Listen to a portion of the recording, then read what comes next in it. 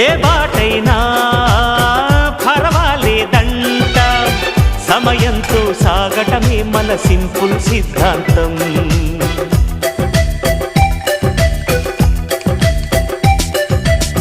చిరుగాలికి పరిమళమిచ్చే సిరిమల్లెల వనమై ఉందాం, గగనాన్ని నేలను కలిపే హరివిల్లుల బంతెన అవుదాం. ఆనందం అంటే అర్థం మనమందా, ప్రతి పూట పాటై సాగే హుషారు సరిగమలో. ఎన్నో ఎన్నో రాగాలుండే సంగీతం కాదా, చల్లకి నవ్వుల కేరింత.